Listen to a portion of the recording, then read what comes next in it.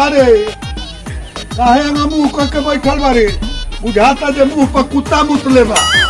अरे खाना पीना ना घर में बनी हमरा जाए के बा कमाए काहे ना बैठल बारे। अरे उठ उठ और दम बुझाला जे मुंह पर इनका विपद पड़ो अब भागा कहिया जो भाई गई यात्रा भंग कर दो। ए बाबू ऐसे सिरे बियाह को दे बनो एगो तो हुआ खटाल में गोबर करे कोई नहीं आ जा रहले आ ई हुआ वाला तो कहले कि होई कर दो कर ई हो गोबर करे वाला ए बाबू। अरे साले कम होइबा ना तो गोबर नु करबो चाहे यहाँ करे चाहे खटाल में करो परे कैमरा तक कह देनी तो स्कूल का पीछा जाके बैठो। अरे हमारा कहता रहे बाबू एहू जी गोबर करे के पड़ता ओहू जी गोबर करे के तारा भागे में गोबर लिखो। चुप अरे जो उठा के ले आओ खाना बनाओ के बाद जो जा जा बुला ले आओ।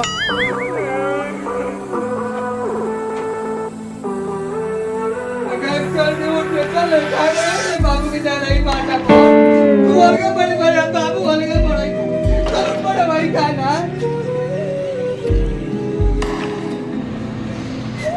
रे तोर हम ठिका ले ले होगी तोर बाप बुढ़वा के ठिका ले ले रे तू खाए बना के दे चल तोरा के हम खाए बना के दे दी चल चल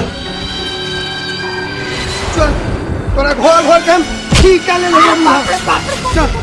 अरे बाबू हो बाबू बाबू तोर खिए जल खानदान भर के खियाई अरे खानदान भर के खियाई अरे बाप सब के ठीका ले बाबू हो बाबू अरे बाप मेहरारू हो कि मेहरार हो ए बुढ़ाऊ हम मेहरारू चाहे मेहरार होई तोरा से मतलब बा हम अपन भतार के मारी चाहे काटी हमरा परम में तू ही सटाई करलू।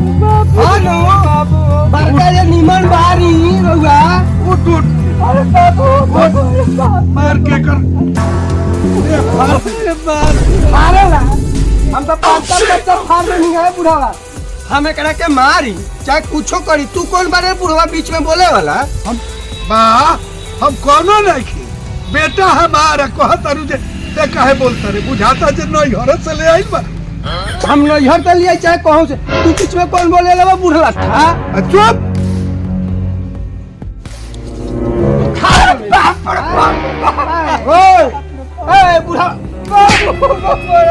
बाबू अरे चुप रहो मत रो बाबू चुप हो जा। रोज बारो खानदान भर काम की में ए बुढ़ावा तू हमर मरा से दूर हमारी चाहे काटी अलग हट बुढ़ा तोरा का अरे बाप रे बाप तू अरे बाप रे बाप ओए होश में रहो। ए बुढ़ाऊ ससुर बारा ससुर में रह तोरा ने ससुर हम कितना कुआं में छोड़ा लिया हल्ला कटोरा भीख मांग के खा हमरा से तोरा सीने चली कटोरा लिया भीख मांगे खा आ तू घरे मौजूद रही मौज हम इनका काम मौजूद रह चल तू घर में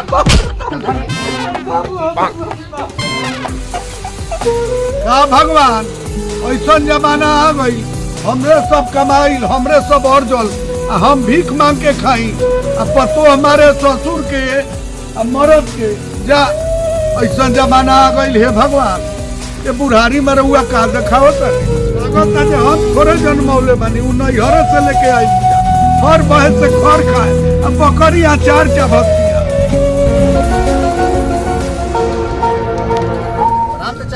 ओ खुश रह बबुआ का समाचार समाचार तो सब ठीक है भैया ला अनी तो दशहरे में आनी एक बार बात हम के दशहरा में आईनी तो पीगन में रामोरा निकले बहुत अच्छा लग रहा का तुमने देखला का ने हम तो जानते नहीं आज देखिए तोरा अच्छा तब और सब बहुत ठीक बा हां ठीक बा जाए के हो कि जाए के हो अभी रहम छठ पूजा रे रहला बा जाए के हो ना हां आज हम कमा के आल बड़ा तुम डाल तो दे पार्टी टी करी है अरे पार्टी हो जाए भैया कोई दिक्कत नहीं ठीक है आओ जल्दी आओ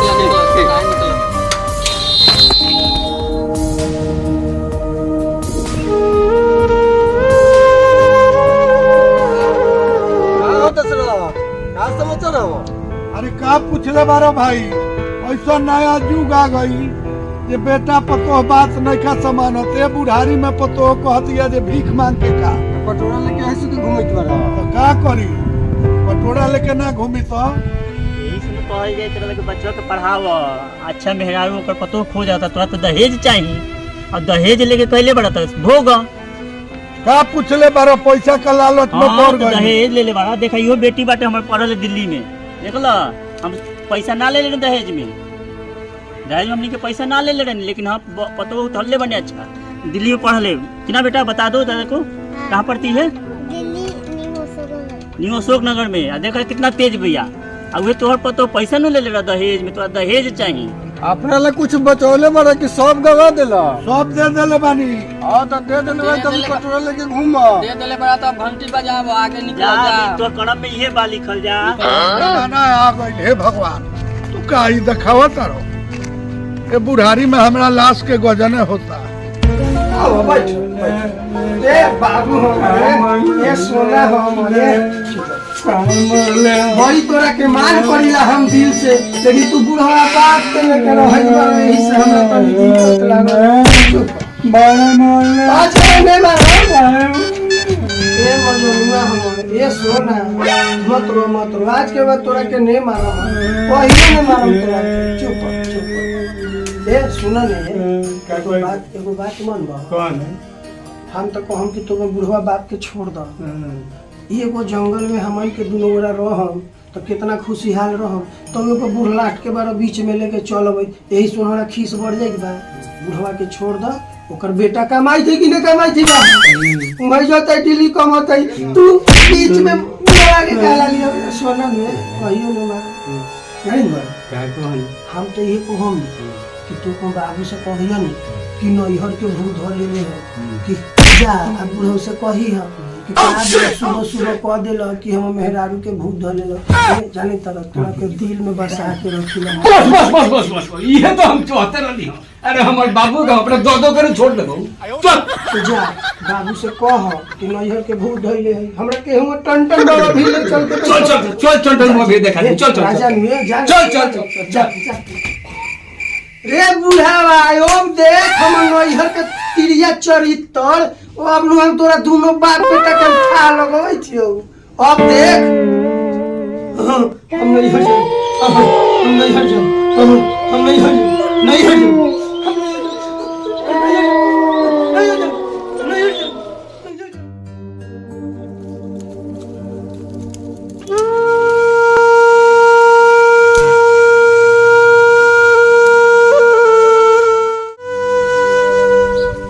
बाबू तू इधर जा मत चुरे थोड़े घर में कलकान कर ले तो नैहर के भूत ले ले चलो चलो भूत ले ले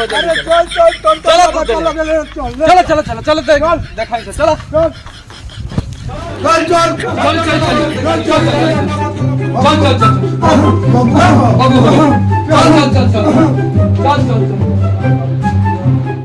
चल टन में देखा दियो चल देखियो चल हो कलकत्ते वाली छूट के आजा बच्चा न जाए काशी जो हम कहे वही हो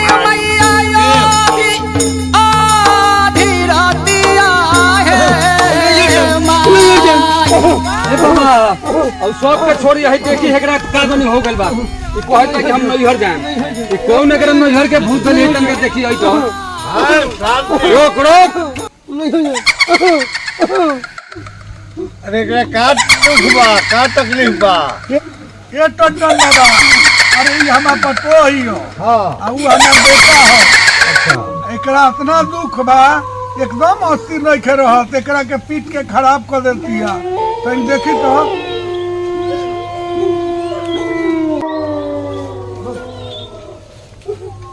अरे नैहर के ससुराल के अड़ोसी के पड़ोसी के पट्टी के पटीदार के चल छोट के कहा कहते बोल कहा कही नैहर के है कि ससुराल के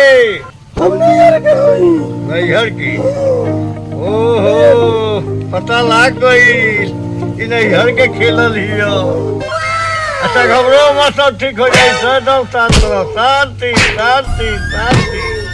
सब परवाने छोड़ के आजा भाली अरे बहुत चिंता में बिया एक जल्द से जल्द दुख दलीदर लड़ाई बलाय हराती प्रणाती टकाती सब खत्म कर दी सब खत्म कर दी। जय हो काली, जय हो खप्पर वाली, जय। छुट छुट छुट छुट।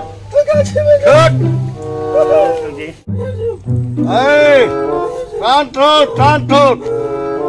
बिना पचड़ा के ना छोड़ी। चलो आएगो पचड़ा गाओ तो। अरे हाथ रे बानी गोर रे बानी पानी गाँव जावा रे नई हर बानी ससुरा बानी कहावा के खेल रे छोड़ी देही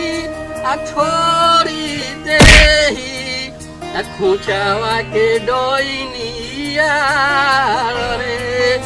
रुको सबर करो, का नाम लेते बोला धक्का मुक्की नहीं करने का। आँख खुल के और क्या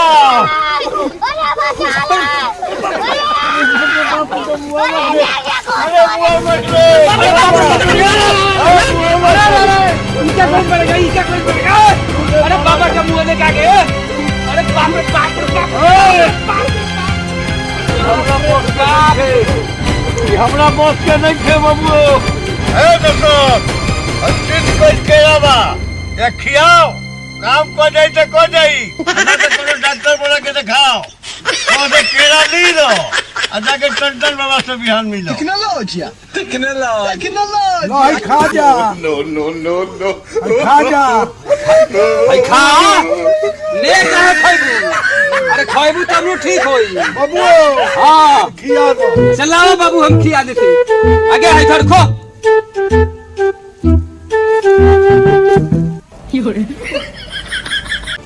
दोस्तों इधर जो तना मंत्र रस जगह लगा दहल गई कि ठीक हो गए कमान के नहीं थे जाके कौन डॉक्टर से दिखाओ ले जाएंगे।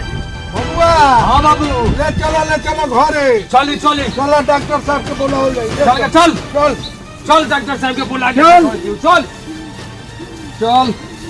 तो नाश कोइए देले। चल घरे चल। दोस्तों कि नाश कोइले बिया दोनों बाप बेटा के बात कोइले बिया। चल ले अब तो खाइए ले तो अब का सिमरे नटन के कोई दे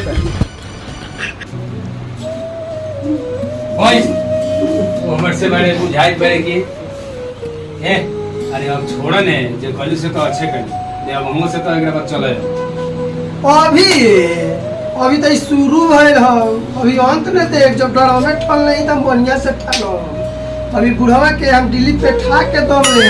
अब तू जो डॉक्टर बोला ला डॉक्टर से दिखाओ। हम एक महिला ला जब नहीं हो तो बात तोरो के ले जाए लेके आए तो अब दोनों घंटा जंगल में गावल जाए मंगल लेकिन बुढ़वा के पेठा दीजिए। अच्छा ठीक है तू जैसे कहबू वैसे ही करब। जा लटू तो जा लियो डॉक्टर लियो। अच्छा ठीक है जाई जा जाई थी।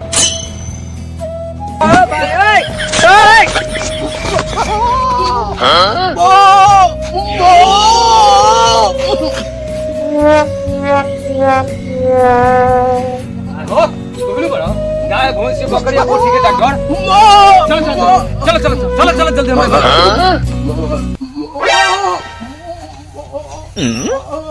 ए बाबू हम डॉक्टर बोला ली वो न जाना। डॉक्टर बोला ले आइलो। हां तो जा दिखाओ। हम बुझत नहीं जैसे हर दिन बा डॉक्टर से दिखाओ चाहे टन से झड़वाओ जा। ठीक बा।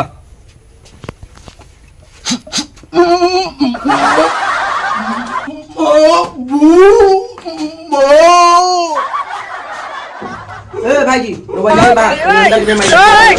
ठीक बा तनका देख दिया बढ़िया से देखियो। ठीक बा।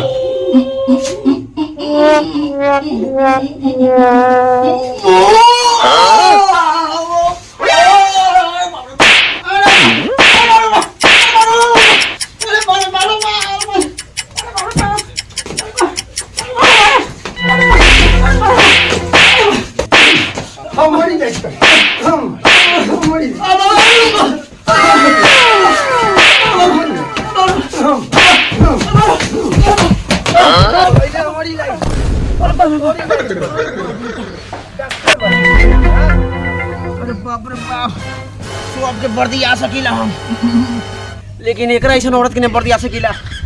कतना बकरी के वर्दी आई नहीं हम, लेकिन ऐसा भटियारी नहीं भाई, बकरी से वो हर भाई तो हमरे के वर्दी आ देलक। पूरा के इलाज ने करम बाप रे, हमने करबौ जो चल चल चल, अब तो हम नहीं हर जगह करबो। तोर बापो होतो नु तो वहां बुझबे पड़ी, अब हम नहीं हरे जगह। कहा रे ए बाबू, ए बुढ़ऊ, चुप रह तू तो हमरा बीच में बोलबे मत कर। ऐसे कि तोहरो के 2-4 लाख दे देम तो बुढ़ारी में ससुर के लाजे खत्म हो जाए। आज के बाद तू हमरा जो मत रह, हम एकरा के लेके जाई नहीं हो। तू जहां जाइला हो तू जा, अच्छा टोला लेके फैन से जाके बीच मार के खा, हमरा मतलब नहीं खी। अने तो अब भाई तो मारा मेर से न फेंक दे। चल चल जा बाबू जा, तू दिल्ली कमा, कहै तक हम नहीं हरे जान तो हम हो जाती। जा जा जा तू दिल्ली कमाई दिए जा। अरे जमाना दहेज जो ना करावो, रउआ लोनी अपना बेटा के बियाह में दहेज मतलब दहेज लेला के हमरा ये फल मिलता। पतोह से पिटाई के पड़ता, बेटा से गाड़ी सुने के पड़ता, ई कुपातर हो गई। हाँ रे बेटा, हती चुप से पोस के सियान कनी तो भार ना भइलो, आज हम भार हो गई बनी। तारा जब इहे करे के रहे तो पहले ही कह देता, आज ही ड्रामा कह जाके का काम बा, जा तू अलग रह। ठीक बा, हम अलगे रहब, कमाए बा खाए।